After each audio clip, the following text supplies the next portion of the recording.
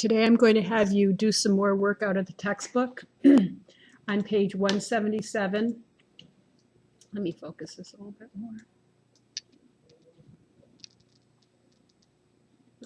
On page 177 of your textbook.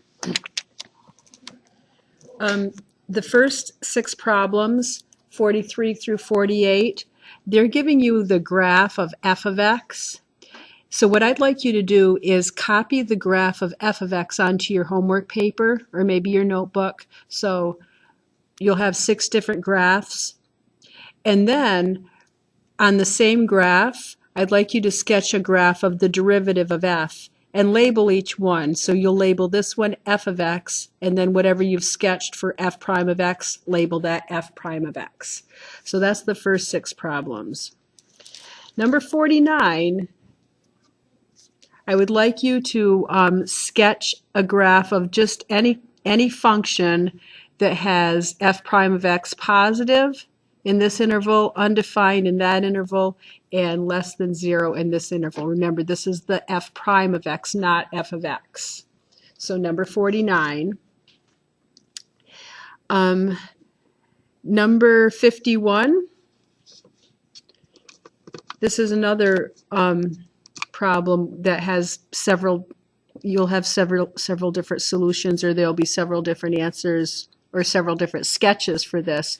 So what I'd like you to do is sketch a graph of f of x when these derivatives are given for these x values. So when you sketch it, your x-axis will go from -1 to +1, and you should scale your x-axis by 0.25, so these are all evenly spaced. And then these are the derivatives. So you're going to sketch a graph of f having this derivative, then this derivative, and this derivative, and go all the way up through till x equals 1. And then the last question I want you to do is number 54. Number 54 is you're doing the same problem 3 different ways. They want you to find a maximum, or when the concentration of a chemical into the bloodstream is the greatest. So they give you a function up here.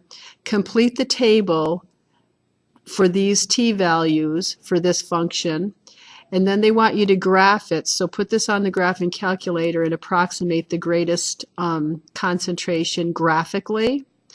And then analytically, you're going to use calculus, which means do that first derivative test and determine the time analytically from this given function up here when the concentration is the greatest. So hopefully your answers will kind of be similar to each other, from A, which is the numeric way to do it, B, which is the graphical way to do it, and C, which is the analytical way to do it. So do those problems and we'll talk about them tomorrow. Have a great night.